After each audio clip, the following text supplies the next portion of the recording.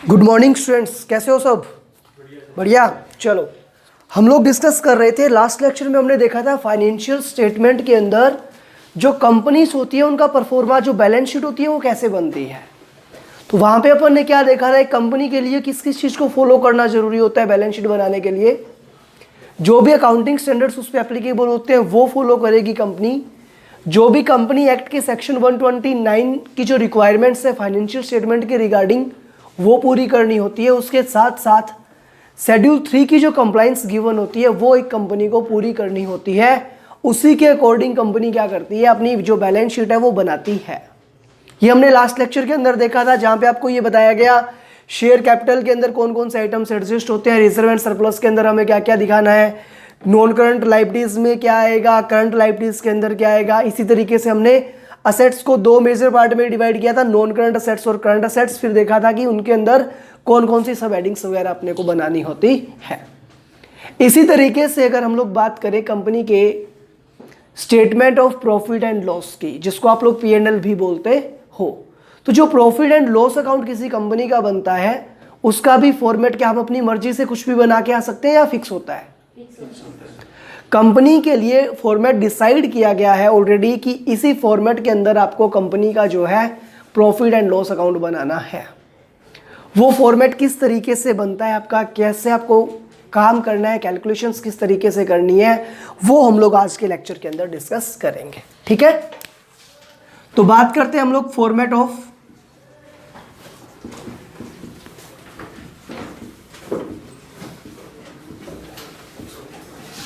Statement of profit and loss की। जब भी आप P&L अकाउंट की बात करते हो तो P&L अकाउंट के अंदर क्या चीज दिखाते हो भी आप? एक्सपेंस और इनकम दिखाते हो या असेट्स और लायबिलिटीज दिखाते हो? एक्सपेंस और इनकम, दो मेजर चीजें आती है। इनकम्स को दिखाना होता है और एक्सपेंस को दिखाना होता है। अगर इनकम ज्यादा है और एक्सपेंस कम है तो क्या होगा? इनकम ज्यादा है एक्सपेंस कम है तो प्रॉफिट होगा। और अगर आपकी एक्सपेंस ज्यादा है और इनकम कम है तो लॉस हो जाएगा, है ना। चलो, किस तरीके से हमें प्रेजेंट करना होता है वो हम लोग देखते हैं। सबसे पहले यहाँ पे एक जो आपकी कॉलम आएगा वो आएगा पर्टिकुलर्स का, जो भी आइटम्स आपको शो करने होते हैं। उसके बाद जैसे आप लोग बैलेंस शीट के अंदर देखते हो, नोट्स टू अकाउंट्स बनाते थे कि हम लोग बैलेंस शीट के अंदर किसी भी आइटम के लिए अगर एक से ज़्यादा चीज़ें डिटेल्स अपने को गिवन है तो उनको हम लोग क्या करते हैं, नोट्स टू अकाउंट्स के अंदर शो करते हैं और यहाँ पे उसका नोट नंबर हम लोग डालते जाते हैं। उसके बाद अमाउंट के बनेंगे आपके दो कॉलम। दो कॉलम क्यों होंगे भाई अमाउंट के? एक तो होगा आपका करंट ईयर का और एक दूसरा होगा प्रीवियस ईयर का, जिससे कंपैरिजन किया जा सके कि कंपनी के कौन से खर्चे बड़े हैं, कौन से कम हुए हैं, वहीं पे आपको पता चल जाए। इसलिए दोनों ईयर का डेटा एक साथ कंपेयर करके भी यहाँ पे दिखाया जाता है। नोट्स टू अकाउंट्स या फिर आप इसको नोट नंबर बोल सकते हो। ठीक है, सबसे पहले हमें क्या दिखाना है? सबसे पहले हम लोग दिखाते हैं रेवेन्यू फ्रॉम ऑपरेशन।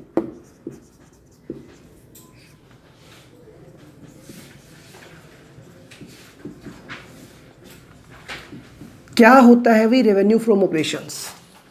इसके लिए आपका नोट बनेगा और ये जो नोट नंबर डालेंगे ये जो बैलेंस शीट आपने बनाई है उसके कंटिन्यूशन में डलेंगे। मान लो कि आपने जो बैलेंस शीट बनाई वहां पे आपने 6 नंबर ऑफ नोट्स डाल दिए, नोट्स टू अकाउंट्स वहां पे कितने बने? 6, तो यहाँ पे क्या आ जाएगा? 7 नंबर आ जाएगा। अगर वहां पे 10 बने तो यहाँ पे 11 नंबर आ जाएगा। जो भी आएगा उसके कंटिन्यूशन में आपका बनता है। जो आपकी बैलेंस शीट होती है वो बनती है पार्ट 1 के अकॉर्डिंग। शेड्यूल 3 पार्ट 1 में फॉर्मेट किसका दिया हुआ है? बैलेंस शीट का। शेड्यूल 3 पार्ट 2 में फॉर्मेट किसका दिया हुआ है? SPL, statement of profit and loss का। तो इसके जो भी नोट्स टू अकाउंट्स है उसके कंटिन्यूशन के अंदर यहाँ पे डाले जाते हैं। सबसे पहले आया हमारा रेवेन्यू फ्रॉम ऑपरेशन। क्या होता है रेवेन्यू फ्रॉम ऑपरेशन?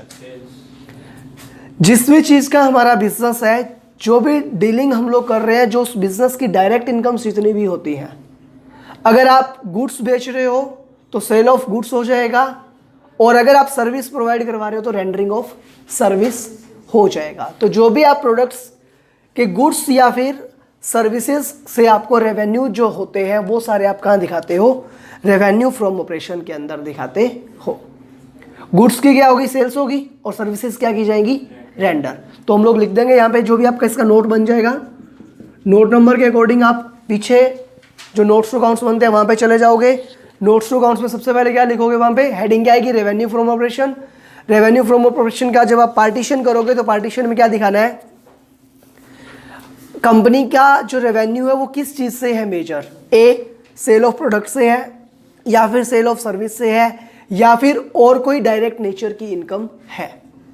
ये तीनों चीज़ दिखाने के बाद उसमें से हमें डिडक्ट करना है, लेस करना है क्या, एक्साइज ड्यूटी की वैल्यू। एक्साइज ड्यूटी आपका एक इनडायरेक्ट टैक्स होता है, उसकी जो भी वैल्यू आपने कलेक्ट कर रखी है वो आपका रेवेन्यू नहीं है, वो पैसा किसको जाने वाला है, गवर्नमेंट को जाने वाला है, तो इसलिए आप उसको क्या करोगे, डिडक्ट करोगे।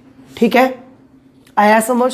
रेवेन्यू फ्रॉम ऑपरेशन जो है हमारा, उसके अंदर मेजरली क्या चीज़ें कवर होगी, सेल ऑफ गुड्स या फिर रेंडरिंग ऑफ सर्विसेज से जो भी रेवेन्यू हमें जनरेट हुआ वो हमें दिखाना होता है। उसमें से डिडक्ट क्या करना है आपको, एक्साइज ड्यूटी का कोई अमाउंट गिवन है क्वेश्चन में। तो ये तो हुआ जो भी हमारी डायरेक्ट नेचर की इनकम है बिजनेस से वो। उसके अलावा अदर इनकम भी तो हो सकती है बिजनेस की। तो सेकंड जो आपका मेजर पॉइंट आता है वो क्या आता है आपका, अदर इनकम। अगर आप ऐड कर दोगे रेवेन्यू फ्रॉम ऑपरेशन के अंदर अदर इनकम, तो दोनों को मिलाकर के क्या निकल के आ जाएगा, जो नॉर्मली आप लोग ट्रेडिंग P&L अकाउंट बनाते हो तो मैं ये बोल दूंगी ये जो आपकी क्रेडिट साइड वाला टोटल जाओ था वो आ जाता है, यहाँ से बोल सकते हैं ना हम लोग। जितनी भी इनकम्स आप रिकॉर्ड करते हो नॉर्मली P&L अकाउंट के अंदर जब टी से वाला बनाते हो तो जो इनकम वाला साइड होती है वो सारी साइड आपकी यहाँ पे कवर हो गई। अगर रेवेन्यू फ्रॉम ऑपरेशन के अंदर आप ऐड ऑन कर दोगे अदर इनकम तो आपका आ गया टोटल रेवेन्यू। अब इस टोटल रेवेन्यू में से क्या करना है, कंपेयर किसको किससे करते हैं, एक्सपेंस को इनकम से। इनकम सारी हमने रिकॉर्ड कर ली। अब दूसरा हमें जो कैलकुलेशंस करनी है वो किसके लिए करनी है, एक्सपेंस के लिए। तो जो नेक्स्ट हमारी हेडिंग आती है वो आती है एक्सपेंसेस की। एक्सपेंसेस में जो मेजर आपका पोर्शन होता है वो क्या होता है, देखो सबसे पहला अगर आप लोग क्या कर रहे हो, ट्रेडिंग कंसर्न के अंदर हो, आप गुड्स सेल परचेज करते हो, या मैन्युफैक्चरिंग कंसर्न के अंदर हो तो आप क्या करते हो, गुड्स को बनाते हो। अगर कोई गुड्स आप बनाओगे तो फिर क्या करना पड़ेगा, मटेरियल कंज्यूम करना पड़ेगा। अगर मैन्युफैक्चरिंग कंसर्न है, मैन्युफैक्चरिंग कंसर्न की मेजर कॉस्ट किस चीज़ की होती है, मटेरियल कंज्यूम्ड की। तो सबसे पहले आप लिखोगे कॉस्ट ऑफ मटेरियल कंज्यूम्ड। क्या हम लोग कंपनी के केस में ट्रेडिंग अकाउंट अलग से बनाते हैं क्या? कंपनी कंसर्न्स जो होती है ना, कंपनी जहाँ पे होती है उन कंपनी के लिए ट्रेडिंग अकाउंट अलग से नहीं बनता, इसी फॉर्मेट के अंदर अपने को मर्ज करना है। भी नॉर्मली जब आप सोल प्रोप्राइटरशिप देखते हो तो पहले आप ट्रेडिंग अकाउंट बनाते हो, फिर उसके बाद P&L बनाते हैं ग्रॉस प्रॉफिट निकाल करके ना। बट अगर मैं बात करूँ किसकी, कंपनी की, तो कंपनी का ट्रेडिंग अकाउंट अलग से नहीं बनता, इसी के अंदर इंक्लूड होता है। सबसे पहले हमने लिखा कॉस्ट ऑफ मटेरियल कंज्यूम्ड। अगर मैं रफली आपको याद दिलाऊं ट्रेडिंग अकाउंट का फॉर्मेट, तो क्या क्या आइटम्स उसके अंदर होते हैं? सबसे पहले हम लोग लिखते हैं to opening stock, opening stock के बाद हम लोग लिखते हैं परचेज, लेस परचेज रिटर्न, कोई भी डायरेक्ट एक्सपेंस वगैरह है वो सब आप यहाँ पे लिखते हो, है ना। इधर क्या लिखते हो, by sales, by closing stock, sales में से सेल्स रिटर्न आप लेस कर देते हो, और टू ग्रॉस प्रॉफिट। अभी तक हमने जितना डिस्कशन किया, अगर मैं इस साइड की बात करूं तो सेल्स मैंने यहाँ पे दिखा दी, सेल्स का मैंने नेम चेंज क्या कर दिया, यहाँ पे रेवेन्यू फ्रॉम ऑपरेशन। जितने भी टाइप की इनकम्स मेरी है बिजनेस से डायरेक्ट, वो सारी मैं किस हेडिंग में दिखा देता हूँ, रेवेन्यू फ्रॉम ऑपरेशन के अंदर दिखा देता हूँ। क्लोजिंग स्टॉक का अभी तक मैंने कुछ ट्रीटमेंट नहीं किया, और ओपनिंग स्टॉक का भी कोई ट्रीटमेंट मैंने अभी तक नहीं किया। एक बात बताओ, क्लोजिंग स्टॉक जितना बढ़ेगा उतना ग्रॉस प्रॉफिट बढ़ेगा क्या? क्लोजिंग स्टॉक का और ग्रॉस प्रॉफिट का रिलेशन डायरेक्ट होता है या इनडायरेक्ट होता है?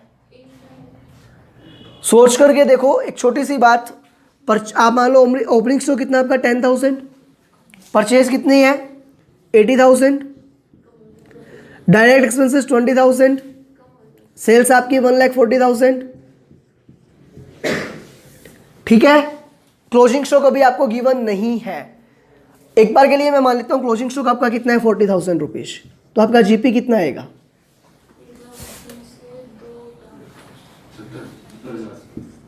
70,000। ये क्या है मेरा ओपनिंग स्टॉक है, ये क्या है परचेज है, और इसको मान लो एक बार वेजेस। ठीक है, अब अगर मैं चेंज करूं, ये मेरी क्या है सेल्स और ये क्या है क्लोजिंग स्टॉक। मैंने क्या किया, क्लोजिंग स्टॉक की वैल्यू को चेंज कर दिया, 20,000 कर दिया। अब जीपी कितना आएगा 15 ही हो जाएगा क्या? इधर तो 160 हुआ टोटल, इधर आप देखो 110 तो ये है ही। हाँ, तो मैंने अगर क्लोजिंग स्टॉक की वैल्यू को कम किया तो प्रॉफिट भी क्या हुआ, कम हुआ। इनका रिलेशन कौन सा है, डायरेक्ट रिलेशन है। यहां सारी बातें किसकी हो रही है, एक्सपेंस की बात हो रही है। सबसे पहले ट्रेडिंग अकाउंट की जो सेल्स वाली आइटम थी वो हमने यहां पे दिखा दी। अभी तक हमने ओपनिंग स्टॉक को, क्लोजिंग स्टॉक को, परचेज को, डायरेक्ट एक्सपेंस को कहीं पे भी कंसीडर नहीं किया ना। अब इन सब को भी हमें यहाँ पे कंसीडर करना होता है। फर्स्ट आया आपका कॉस्ट ऑफ मटेरियल कंज्यूम, जो मटेरियल आपने काम में लिया उसकी कॉस्ट। तो वो कॉस्ट कहां से आ जाएगी, परचेज। मटेरियल कंज्यूम का फॉर्मूला क्या होता है, पढ़ा था आपने प्लस 2 में। सीओजीएस से आप निकालते हो, क्या फॉर्मूला लगाते हो, opening stock plus purchase minus closing, उसी से तो मटेरियल कंज्यूम निकल के आता है ना। तो ये तो जो आपने लिखा कॉस्ट ऑफ मटेरियल कंज्यूम्ड, ये कब होगा, जब आपकी एंटिटी कौन सी है, मैन्युफैक्चरिंग एंटिटी, आप गुड्स को बनाते हो, तब तो कितना मटेरियल कंज्यूम किया वो आपका यहां से निकल के आ जाएगा। अगर आपकी एंटिटी मैन्युफैक्चरिंग नहीं है, ट्रेडिंग वाली है, आपका काम क्या है, गुड्स को परचेज करना और उसको सेल करना, तो फिर क्या होगा, एक आइटम और आपका दूसरा यहां पे मिलेगा आपको।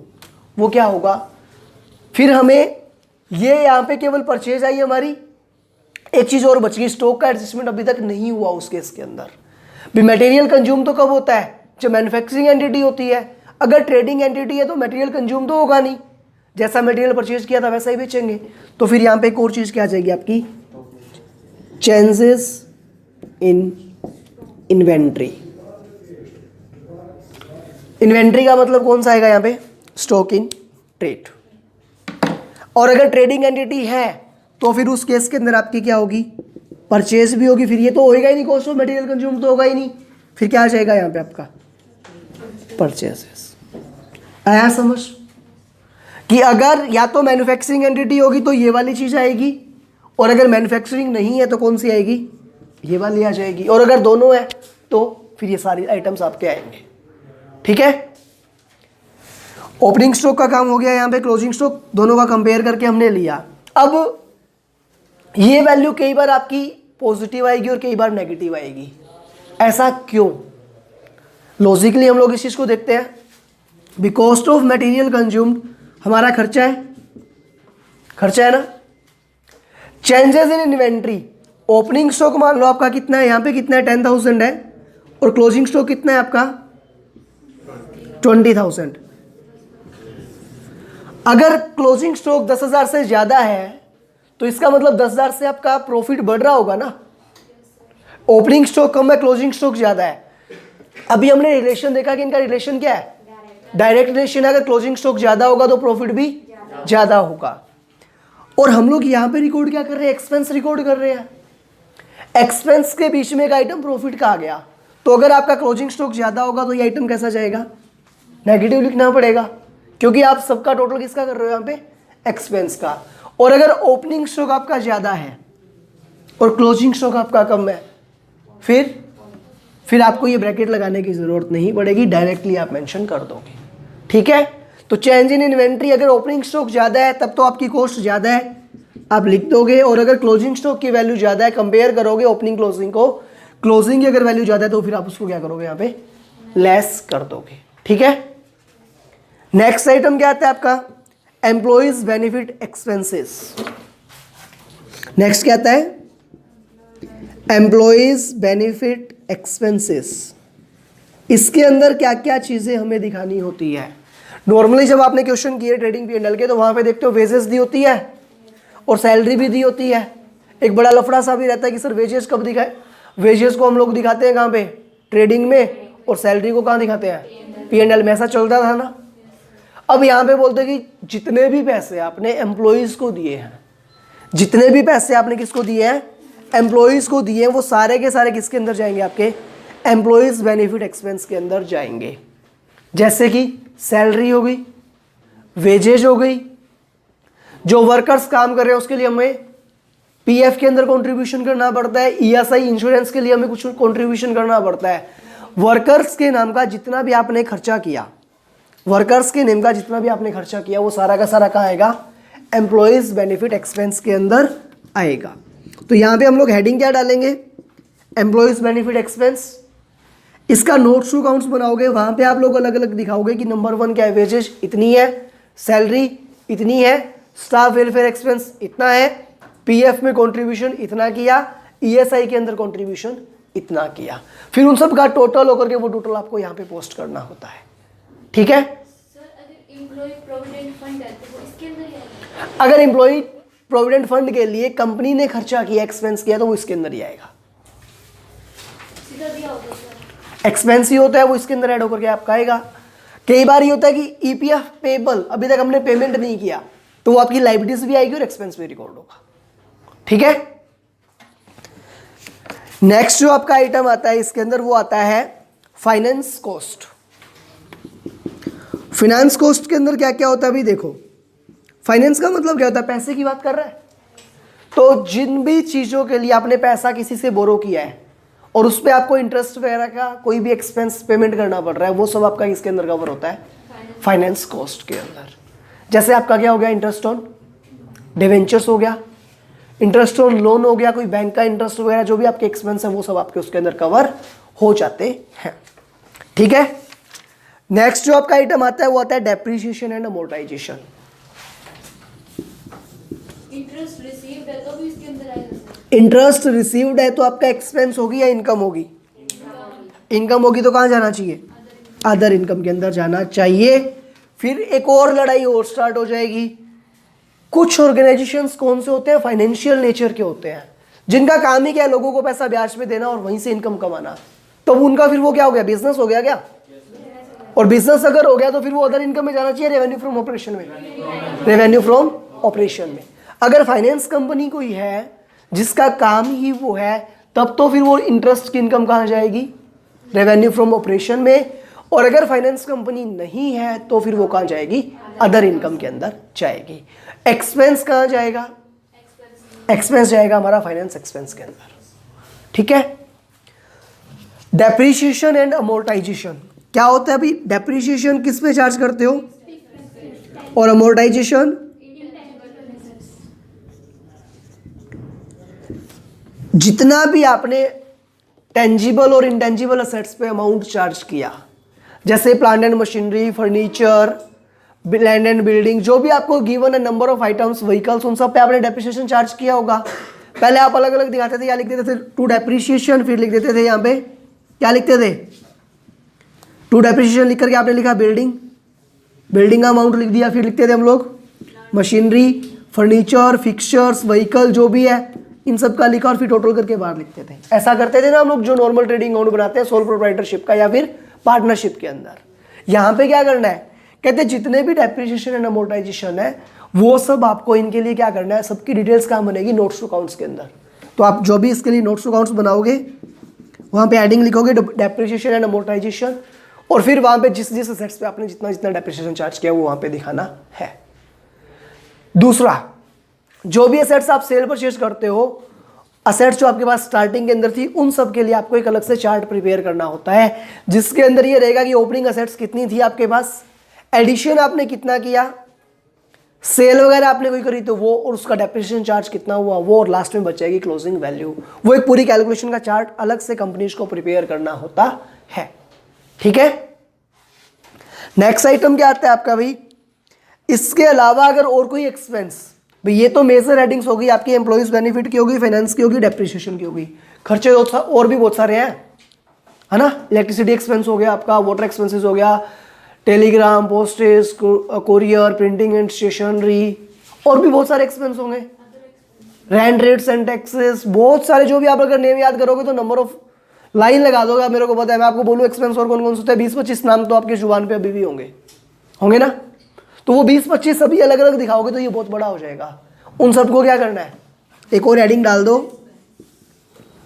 Other expense. ये अदर एक्सपेंस में कब जाएगा और उससे बाहर निकलने की पावर कब मिलेगी उनको, तो उसके लिए कुछ लिमिट्स बनाई गई है कि जो टोटल एक्सपेंस आपके हैं वो रेवेन्यू फ्रॉम ऑपरेशन का 1% या 1 लाख रुपए से ज़्यादा है तो आप उसको अलग हेडिंग में दिखा सकते हो। अदरवाइज क्या करो, आप उसको अदर एक्सपेंस के अंदर टोटल करके दिखा दो सबका अलग अलग।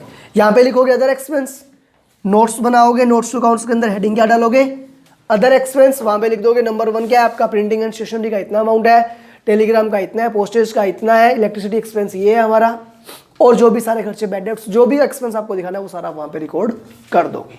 ठीक है, 1 लाख रुपीज से ऊपर अगर किसी एक्सपेंस का अमाउंट है तो फिर आप उसको अदर एक्सपेंस में ना दिखा करके, वो बोलेगा मैं तो बड़ा खर्चा हूँ ना, तो मुझे इन सबके साथ छोटे चिंटू है ना बोले इनके साथ मत दिखाओ, इनको क्या करो मेरे को अलग से दिखाओ, फिर उसकी हेडिंग क्या होगी, अलग से आएगी। और अगर वो उस लिमिट को पूरा नहीं करता तो फिर क्या है, वो भी तू भी चल छोटा छोटा है, तेरे को भी एक साथ इनके साथ क्या करेंगे, कंबाइन करेंगे और जोड़ करके हम लोग दिखा देंगे। ठीक है, ये सारे हमारे जनरल एक्सपेंसेस कौन से हुए, बिजनेस के जो रूटीन के सारे खर्चे हैं वो सारे एक्सपेंस आए। अभी तक हमने कोई भी एक्सेप्शनल आइटम वगैरह कुछ भी कंसीडर नहीं किया ना। तो जब आप टोटल रेवेन्यू में से अगर इन सारे एक्सपेंस का टोटल कर दोगे, इसका टोटल करेंगे हम लोग, उसको बोल देंगे टोटल एक्सपेंस। नंबर 5 आपका आया ये मेजर हेडिंग में, 1 2 3 4, 5th नंबर पे क्या है, टोटल एक्सपेंस। एक्सपेंस का क्या करोगे, टोटल कर दोगे। एक्सपेंस का टोटल करने के बाद टोटल रेवेन्यू आपके पास है, टोटल एक्सपेंस आ गया। कोई भी exceptional item, extra ordinary item किसी का कुछ जिक्र किया आपने अभी नहीं किया ना, तो जो प्रॉफिट आया वो कैसा आएगा, profit before exceptional and extra ordinary item, profit before exceptional and extra ordinary item. इसके साथ साथ क्या हमने अभी तक टैक्स की कोई बात करी यहां पे, एंड बिफोर टैक्स बोल दूं, एंड बिफोर टैक्स। अब एक एक चीज को उठाना है, सबसे पहले किसको, एक्सेप्शनल आइटम्स को। नेक्स्ट क्या दिखाओगे आप 6 नंबर के अंदर, ऐसे आइटम्स जो आपके बिजनेस के रूटीन नेचर का पार्ट नहीं है, आपने कोई एक्स्ट्रा ऑर्डिनरी एक्सेप्शनली कोई वर्क किया, उसका कोई इफेक्ट आपके P&L पे पड़ रहा है, तो वो आपको यहां से हटाना होगा। सिमिलरली अगर कोई एक्स्ट्रा ऑर्डिनरी आइटम है वो आपको यहां पे क्या करना पड़ेगा, हटाना होगा। जैसे ही आप इफेक्ट हटा दोगे किसका, एक्सेप्शनल आइटम का और एक्स्ट्रा ऑर्डिनरी आइटम का, तो फिर जो प्रॉफिट बचेगा वो कौन सा बच जाएगा भाई, मेरे पास क्या था, profit before extra ordinary item and exceptional items. जो भी एक्स्ट्रा ऑर्डिनरी आइटम और एक्सेप्शनल आइटम थे वो सब मैंने यहां से हटा दिए। ये हटाने के बाद क्या बचेगा, ये दो हटा दो दोनों, केवल क्या अभी तक नहीं हुआ, उस प्रॉफिट से less tax, profit before tax. जब हम लोग ये जो आपका पॉइंट नंबर 5 में प्रॉफिट आया, उसमें से अगर आप 6 नंबर की और 7th नंबर वाली वैल्यूज लेस कर दोगे, 6th नंबर में क्या आपका एक्सेप्शनल आइटम, 7th नंबर में क्या है, एक्स्ट्रा ऑर्डिनरी आइटम्स। अगर ये लेस कर दोगे तो जो प्रॉफिट निकल के आएगा उस प्रॉफिट को क्या बोलोगे, प्रॉफिट बिफोर।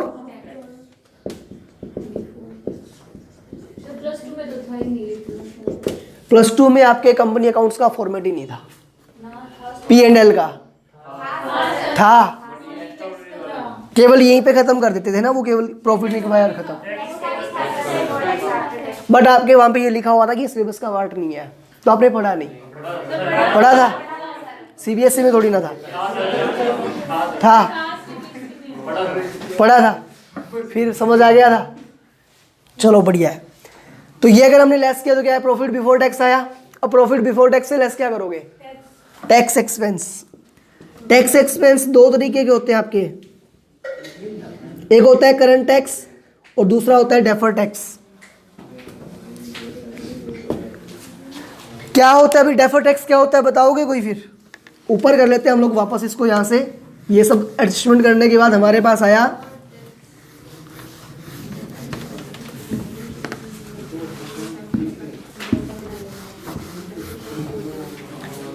हमारे पास क्या निकल के आएगा, profit before tax.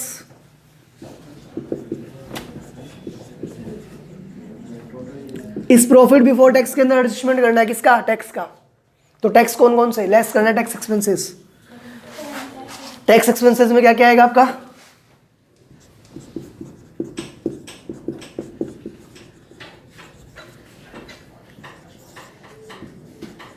Current tax और डेफर टैक्स। तो बताओ डेफर टैक्स क्या होता है।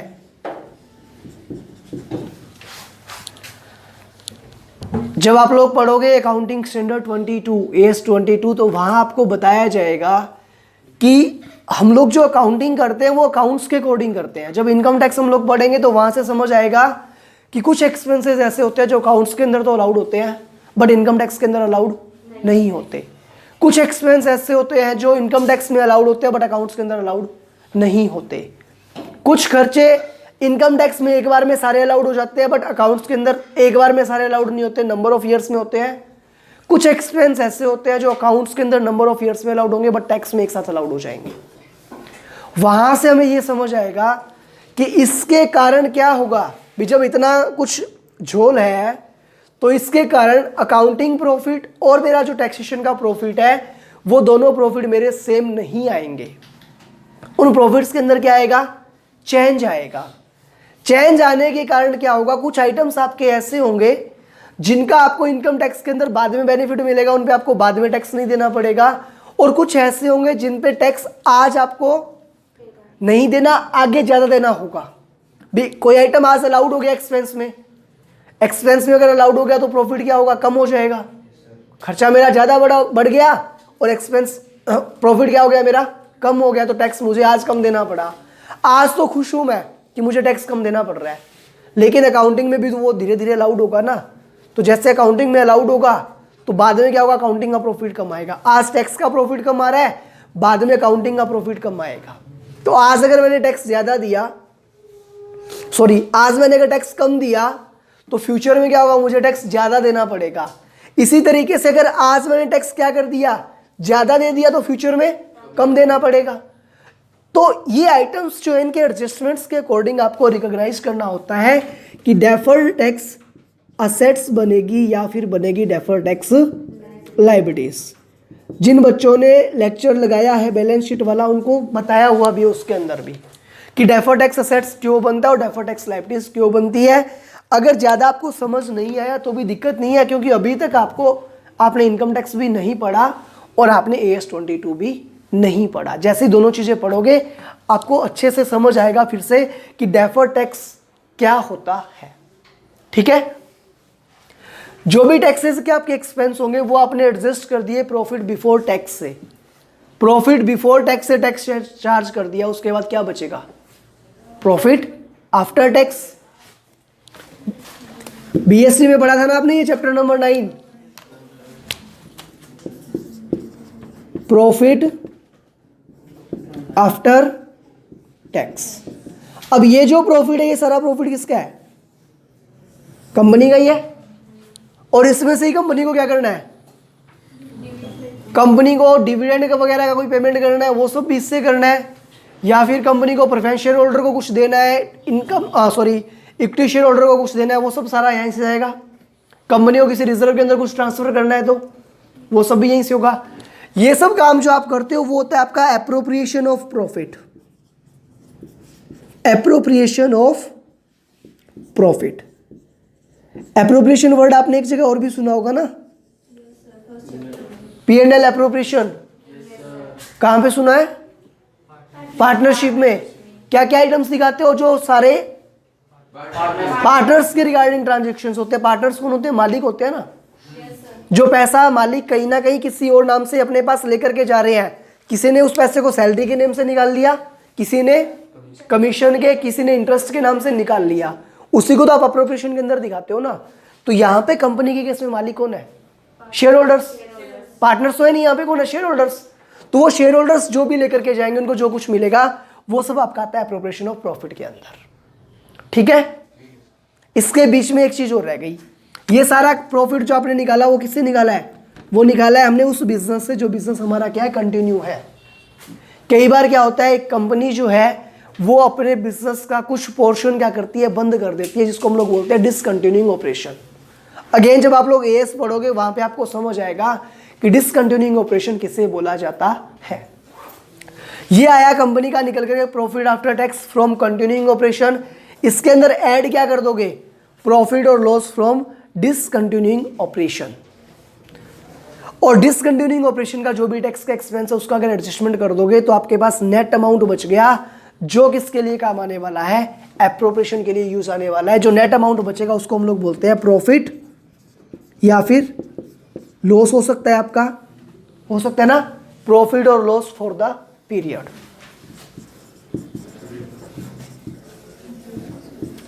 एप्रोप्रिएशन ऑफ प्रॉफिट के अंदर क्या क्या दिखाओगे भाई?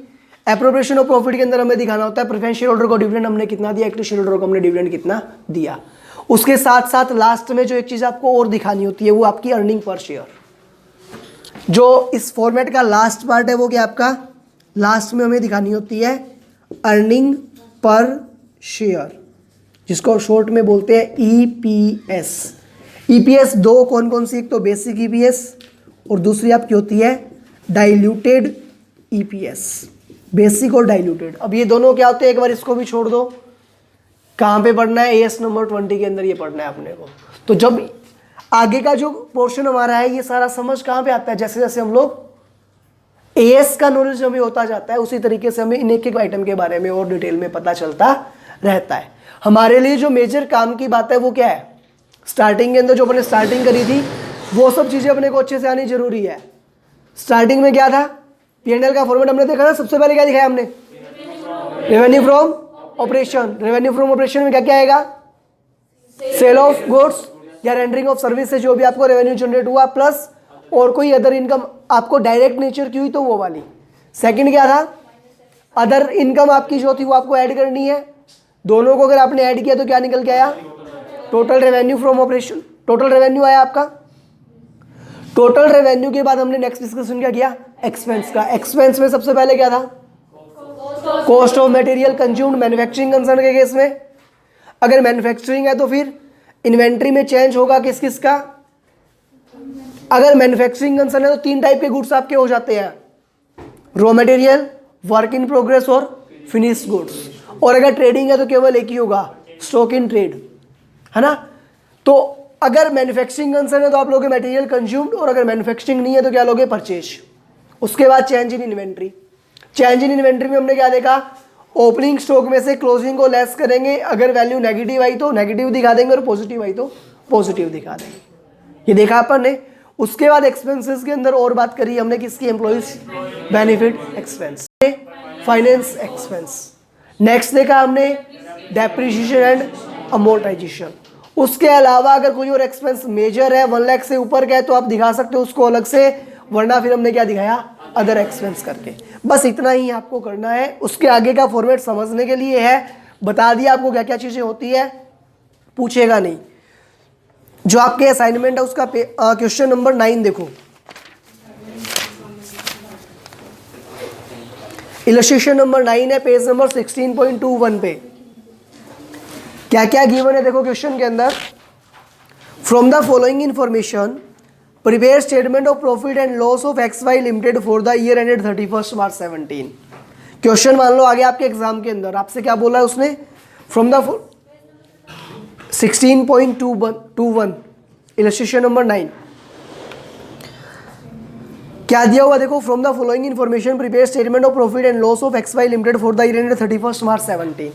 31 मार्च 17 जो ईयर एंड हो रहा है उसके लिए आपको कंपनी का बनाना है statement of profit and loss, है ना। कुछ आइटम्स आपको गिवन, आइटम्स क्या क्या है देखो। सबसे पहले गिवन आपको sales, then next given other income, cost of material consumed, increase in inventory of finished goods, employees benefit expense, finance cost, depreciation and amortisation, other expenses, और लास्ट में क्या दिया हुआ है, प्रोविजन फॉर टैक्स। इसके लिए आपको क्या बनाना है, फाइनेंशियल स्टेटमेंट बनाना है। क्या बनाओगे, बैलेंस शीट बनाओगे या फिर पीएनएल? पीएनएल बनाना होगा। एसपीएल बनाएंगे, एसपीएल की स्टार्ट कहाँ से होगी, सबसे पहले बनाना होगा हमें revenue from operation. Revenue from operations के अंदर वर्किंग नोट आपको बनाना पड़ेगा इसका, अगर एक से ज़्यादा आइटम है तो। सेल्स गिवन है आपको कितनी 2605 और अदर इनकम गिवन है, केवल सेल्स ही गिवन है तो मैं इसी के ब्रैकेट में लिख देता हूँ सेल्स। अदरवाइज आप चाहो तो क्या कर सकते हो, नोट्स टू अकाउंट्स के अंदर लिखोगे, हेडिंग डालोगे यहाँ पे रेवेन्यू फ्रॉम ऑपरेशन और उसके अंदर लिख दोगे ए करके क्या सेल्स इतनी है, या फिर सेल ऑफ गुड्स क्या है वो वैल्यू आप यहाँ पे लिख दोगे 2605। B rendering of services, service से आपको रेवेन्यू कितना हो वो आप यहाँ पे और इसमें क्या करोगे ऐड कर दोगे और जो वैल्यू आएगी वो बाहर लिख करके उसको हम लोग यहाँ लिखेंगे रेवेन्यू फ्रॉम ऑपरेशन के अंदर। ठीक है, उसके बाद सेकंड आइटम क्या दिखाते हो भाई आप इसमें, अदर इनकम। तो अब देखो अदर इनकम कौन कौन सी आपको क्वेश्चन में गिवन है, एक ही है, कितनी है वैल्यू उसकी 40। अगर इन दोनों को जोड़ दूं तो क्या आया टोटल रेवेन्यू।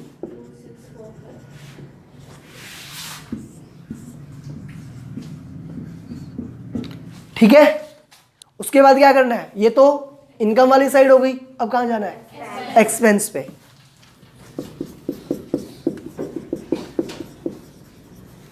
एक्सपेंसेस में सबसे पहले क्या लिखा था हमने, कॉस्ट ऑफ मटेरियल कंज्यूम्ड।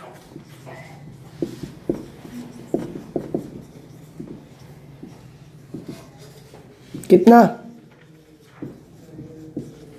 कितना गिवन है भाई 1000। नेक्स्ट जो आपकी हेडिंग है वो क्या है, कॉस्ट ऑफ मटेरियल कंज्यूम्ड के बाद एक और क्या लेना था हमें, परचेज है क्या, देखो गिवन आपको अलग से नहीं है, छोड़ दे। नेक्स्ट क्या है, change in inventory. Changes in inventory कितना गिवन है भाई 270। Increase in inventory of finished goods, क्या लिखा हुआ है इंक्रीज। ओपनिंग स्टॉक अगर आपका 100 रुपये है तो क्लोजिंग कितना है 375, ऐसा ही बोल रहा है क्या। इंक्रीज तभी होगा ना, क्लोजिंग स्टॉक ज्यादा हुआ ओपनिंग स्टॉक कम हुआ। हमें क्या करना है ओपनिंग माइनस क्लोजिंग। ये एक बार समझने के लिए डमी फिगर जनरेट किए मैंने, कहीं बोल दो सर 100 और 375 कहाँ से आ गए, ठीक है ना। तो बताओ क्लोजिंग स्टॉक ज्यादा हुआ क्या 275 से, तो नेगेटिव आ जाएगा। समझ में आया ये नेगेटिव क्यों आया। नेक्स्ट क्या है, एम्प्लॉयज बेनिफिट एक्सपेंस कितने हैं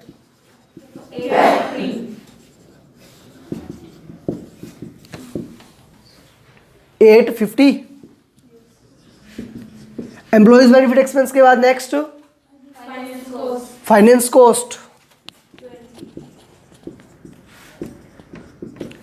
फाइनेंस कॉस्ट कितनी है आपकी 20।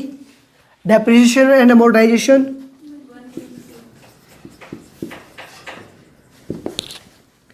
उसके अलावा अगर और कोई एक्सपेंस बच गए तो वो खाएंगे, इन्होंने तो लिख के ही दे रखा है अदर एक्सपेंस, तो सीधे लिख दोगे यहाँ पे क्या अदर एक्सपेंसेस कितने 100। ये क्या आ गया हमारे पास टोटल एक्सपेंस आ गए, इसका टोटल कर लोगे। टोटल करने के बाद जो भी आपका रेवेन्यू फ्रॉम ऑपरेशन है उसमें से लेस करोगे तो क्या निकल के आ गया profit before tax and extra ordinary item बोल दूं मैं, एक्स्ट्रा ऑर्डिनरी आइटम कुछ है ही नहीं तो आपका वही हो गया प्रॉफिट बिफोर टैक्स। अब उस पर चार्ज क्या करना आपको टैक्स, तो फिर क्या दिखा दोगे उसके नीचे प्रोविजन फॉर टैक्स, है ना। इसमें से ये लेस करने के बाद क्या है अपना प्रॉफिट बिफोर टैक्स, और प्रॉफिट बिफोर टैक्स से लेस कर दोगे आप प्रोविजन फॉर टैक्स। कितना दिया हुआ प्रोविजन फॉर टैक्स 30%। जो भी प्रॉफिट आएगा उसका 30% प्रोविजन चार्ज कर दोगे तो क्या आ जाएगा प्रॉफिट आफ्टर टैक्स। अब बताओ इतना सा क्वेश्चन अगर 8 नंबर में आ जाए पेपर में तो बुरा है क्या, कुछ करना है इसमें दिमाग तो नहीं लगाना ना, ज़्यादा कुछ ये तो नहीं बोले कि अब मान लो उसका आ गया इश्यू ऑफ शेयर का आ गया तो इतनी सारी एंट्रियां करके आनी पड़ेगी, इतना याद करना पड़ेगा, कैलकुलेशन करनी पड़ेगी। इसमें तो सब कुछ आपके सामने रखा हुआ है। अब ये सोच के चले जाओ कि मुझे तो P&L का फॉर्मेट आता ही नहीं है, और मोस्टली बच्चे इसी इंटेंशन के साथ जाते हैं कि पहली बात तो क्वेश्चन आएगा नहीं, आया तो छोड़ेंगे, कोई बात नहीं। इतना इजी तो आएगा भी नहीं। ऐसा ही क्वेश्चन आता है आपके लेवल पे, जो क्वेश्चन बनता है वो इतना सही बनता है। मॉड्यूल के अंदर कोई भी क्वेश्चन आप उठा के देख लो, असाइनमेंट के अंदर देख लो, कुछ भी ऐसे ही क्वेश्चन आते हैं। अगर P&L का फॉर्मेट पूछेगा तो इतना ही पूछता है, इससे ज्यादा नहीं पूछता आपसे। नेक्स्ट क्वेश्चन देख लो। नेक्स्ट आइटम्स भी है इनका। नेक्स्ट क्वेश्चन देखो, अभी इलस्ट्रेशन नंबर 10 देख लो साथ में। From the following information related to a joint stock company prepare 11 notes to accounts. आपको क्या बनाना है? नोट्स टू काउंट्स बनाना है। जब नोट्स टू काउंट्स बनाओगे सबसे पहले देखो भी क्या है, फर्स्ट किसका आएगा? रेवेन्यू फ्रॉम ऑपरेशन का। रेवेन्यू फ्रॉम ऑपरेशन के अंदर कौन कौन से आइटम जाएंगे? देखो, सेल ऑफ प्रोडक्ट आपके पास है, सेल ऑफ सर्विसेज है, रॉयल्टी रिसीव्ड। रॉयल्टी भी क्या होती है? आपकी डायरेक्ट इनकम होती है, डायरेक्ट इनकम होती है, रेवेन्यू फ्रॉम ऑपरेशन का पार्ट मानी जाती है। रॉयल्टी क्या होता है वैसे पता है? Royalty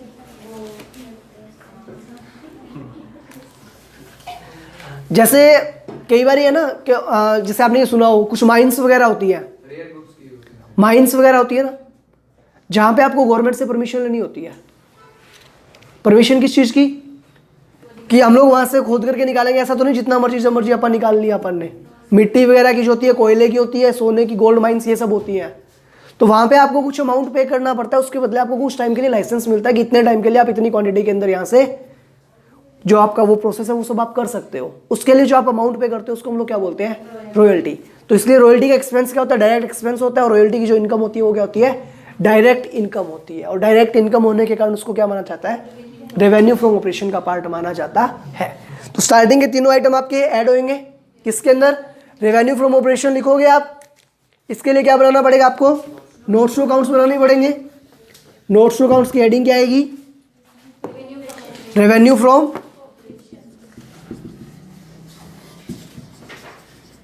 operations. इसके अंदर किस किस चीज की रेवेन्यू है? Sale of product. Sale of product से कितनी है आपकी? सेल ऑफ प्रोडक्ट से रेवेन्यू कितना है भाई? 2700। दूसरा दिया हुआ है revenue from sale of services 30, और रॉयल्टी से कितना है? 60। अब ये तीनों इनकम आपकी हो गई। इसमें से लेस करना था क्या? Excise duty. एक्साइज ड्यूटी कितनी गिवन है क्वेश्चन में? 185। तो लेस कर दोगे आप क्या? Excise duty 185। जो लेस करके जो वैल्यू आएगी वो क्या निकल के आएगा आपका? Revenue from operation. उसके बाद नेक्स्ट आइटम क्या है? Interest income. तो अदर इनकम में चला जाएगा आपका। अदर इनकम कितना आ गया आपका? इंटरेस्ट इनकम कितना? 20। तो जो भी वैल्यू आएगी वो जोड़ करके आपका क्या आ गया? टोटल रेवेन्यू फ्रॉम ऑपरेशन आ जाएगा। फिर आपको एक्सपेंस रिकॉर्ड करने हैं। नेक्स्ट आपको दिया डिविडेंड फ्रॉम कंपनीज। कंपनी से डिविडेंड क्यों मिलेगा? क्या आपका बिजनेस है क्या? कंपनी के आपने क्या परचेज कर रखे होंगे? शेयर्स। और शेयर्स पे आपको मिला होगा डिविडेंड। तो मेजर रेवेन्यू फ्रॉम ऑपरेशन का पार्ट तो नहीं है, वो अदर इनकम में जाएगा। नेक्स्ट क्या है? Net loss on sale of investment. आपने इन्वेस्टमेंट परचेज कर रखे थे, उसके उनको बेच करके लॉस हो गया, तो अदर इनकम के अंदर क्या होगा? वो लेस हो जाएगा। रेंटल इनकम, रेंटल इनकम आपकी ऐड हो जाएगी अदर इनकम के अंदर। और रेंटल कलेक्शन एक्सपेंस, तो जो रेंटल इनकम है उसी में से लेस करके दिखा दोगे rental collection expense. Total revenue from operation आपका निकल करके आ जाएगा। इस टाइप के क्वेश्चन जो आपके वो मेजरली पूछे जाते हैं। जो भी क्वेश्चन आपके दिए हुए हैं इसके अंदर वो आप लोग ट्राई कर लेना। फिर भी कोई डाउट रहता है तो आप लोग पूछ लेना, ठीक है। आज के लेक्चर में इतना ही, मिलते हैं नेक्स्ट लेक्चर के अंदर। तब तक के लिए बाय बाय, गुड डे।